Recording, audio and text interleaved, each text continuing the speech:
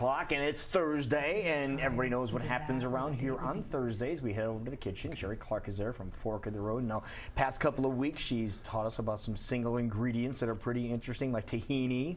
You had the nutritional yeast last week. Oh, so good. Chia seeds, we had that information. But coming up today, this is something I think people have tried maybe once or twice or 500 times. Oh. We're talking about chocolate. Ooh, yes, bring it on. Just in time for Valentine's Day. And I'm glad you reminded me of that, because otherwise I was going to be in trouble. So now I've got a bit of a head start. Sheree Clark, thank you for joining us here in the Wood Harbor kitchen. And today, chocolate, and of course you're going to put your own spin on it, as you always do. You know I always do. Well, the first thing I want to do is tell you a little bit about the primary ingredient, chocolate itself. And I brought some chocolate powder today, and I'm not espousing any particular brands. What I'm telling you is, if you're going to buy chocolate and make your own confections, the most important thing that you need to know is your chocolate confection will only be as good as the chocolate that you start with. And so I lean toward some imported ones. I like Peruvian and Ecuadorian. I don't like the national brands, and here's why. They have other ingredients other than chocolate in them. Right. Many times there's milk solids, there's added sugar, there's certainly preservatives and whatnot. In the chocolates that I prefer to buy, it's simply chocolate powder. The other thing to know, if you read the labels, it will oftentimes say alkali process. You want to avoid the alkali process in your chocolate. What is that supposed to do? What it does is, chocolate is by nature bitter. That's why we add sugar to it. Yeah. And when we use an alkali process, it unbitters it for American taste. Okay. Well, to my way of thinking, I'd rather unbitter it myself with my addition of a sweetener of choice. You can tell alkali chocolate, usually it will say it on the label. Sometimes it's a darker look. It's prettier, but it's not as good for you. So there's chemicals. I mean, we start off with the cocoa bean, right? That's it. And what you're saying is, don't mess with that a whole lot. That's right, exactly. If you're gonna add things to it, it's just like when I tell people, when you buy packaged nut milk at the store, if you want vanilla nut milk, buy plain, add your own sweetener, add your own vanilla. You've got much more control over what goes in it. Right, and less artificial things. So you've done a lot of what look to be delicious things with the chocolate you brought. You brought obviously your cocoa powder. Yes. And this is an Indonesian cocoa powder. And that's actually cacao. Cacao. Is what you would say. Yep. Okay, and that's this is the raw ingredient. That's the raw deal. Yes, exactly. And I also brought the reason I have a bottle of vanilla here is to remind people that when you're making a chocolate dessert, a dessert is comprised of 3 different things: a sugar, because a dessert is sweet; a fat, because why would we want to do it if it didn't have any fat in it? I don't know. And a flavor, and the flavor in today's segment is chocolate. Chocolate is enhanced by the presence of vanilla. So many times, and many cooks and people who do pastries and that type of thing know that just the little addition of a little teeny bit of vanilla, just like a little pinch of salt or a little splash of lemon juice, will help make a dish sing. Salt also can help with chocolate. So when you're playing with chocolate confections and making your dishes, try experimenting and add a little bit of vanilla to ramp that up. What do you prefer to sweeten with?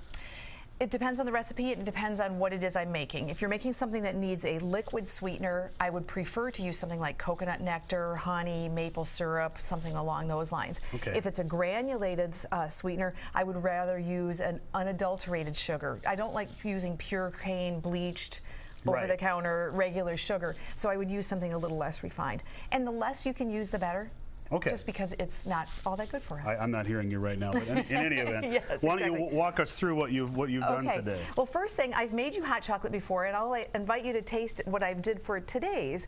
Today, instead of last time I made it with almond milk and some chocolate, I put in some peppermint because we had a peppermint. Oh, that's good. Isn't that yummy? Today I used walnuts, so I made you a homemade walnut milk. I sweetened it with maple syrup, and then I put in the chocolate. And I good? And I did this, and part of the reason why I brought that is people get used to thinking about chocolate desserts, and they're buying big pieces of chocolate cheesecake. Sometimes just a little bit of a hot chocolate will get that taste that you need and really do your waistline a favor. So you can belt that whole thing back and be relatively guilt-free. Well, and it's very rich and it's really good. So I could see where just this little bit, you'd be like, all right. Yeah, it puts you over. Honestly, yeah, that's exactly. very good. Then I made you some. Wish you guys could taste this, but you can't. All right, let's move forward. I made you some confections. Okay. And what I did, what all these things have in common is the common denominator is I've taken a chocolate sauce. You can go ahead and pick which one you want to taste while I chat about it. I've made a chocolate sauce that I wanted to set up.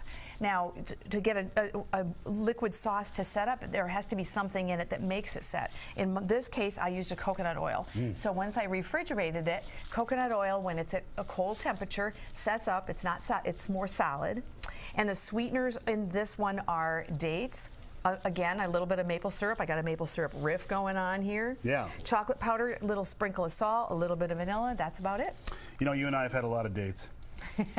But Don't tell Kelly that. I know. I had never had dates before I met you, and everything you've made with them is so good. They're really, really sweet, and you can almost make anything taste like a candy bar with a date. That's true, and the reason why I'm partial to them is because they're a whole food. They contain fiber. It's one ingredient. It's dates, and it's whole food, contains fiber. It's satisfying. You don't need a lot of it. No, I've never asked you because I don't want to know the answer, but do you have to go easy on dates? Are they calorically very dense or not? They are. There's about 50, 60 calories depending on the size of the date, of a medjool date. But the thing about it is if you ate all of the dates that are here, there's 4 left, you'd be pretty much like, okay, I'm over this. Right. You know, so that's the good news, because at the gas station, you're going to eat the whole sleeve of Snickers bars. That's right, the giant Snickers. Exactly. Now these, you've got a whole box full of these. I do. Or rather you don't, as far as you guys know. And they almost look like little kind of solid cupcakes. They do, and what I did was, I know that people watch the segment and I make my own stuff from scratch. I make my own vanilla. Today I brought a store-bought vanilla just to prove that sometimes I go out and buy things. But not everybody wants to do that. So what I do is I'll say, find a really good source, one that you trust, and buy something that's really good, really decadent, and just do a little bit of it. And I found just this week a company called Sweet Raw Joy. And what I have done is I have brought some of their little confections. These are called triple chocolate truffle pies. Oh, that sounds horrible. And the person, I met with the president of the company. Her name is Lori, and Lori thinks like I do. And I sussed her out. Yeah, it's trouble now. I sussed her out, and yeah, she uses really good, really high quality ingredients, a whole lot of love, single batch. These are handmade. Holy cow. So you don't have to do it yourself, and hers are prettier than mine. This is what she does for a living in terms of selling them. Where are they from? They're based out of Cedar Rapids, Iowa. Very nice. Yeah, beautiful. And when you buy the package, there's a dozen of them in the box. This is what it looks like. Lou, and, write down Sweet Raw Joy. We got to get them on. They are fabulous. You'll love this lady. So this is what the box looks like. But what I would do is I would buy the box and then put it right here on this plate so that you've got something that is, you know, you can present and serve with joy. Right. Wow, this is all really delicious. Now, if people want to find out more, maybe how to make some of this on their own, where can they find you? They would contact me by either going to the website, www.fork-road.com, or they could email me at info@fork-road.com. Fork-road.com is the place to go. Sheree, as always, thank you very much. Yeah. And the crew thanks you very much as well. We have much more coming up. We're going to take a look at the latest weather forecast, in which there is good news as we head toward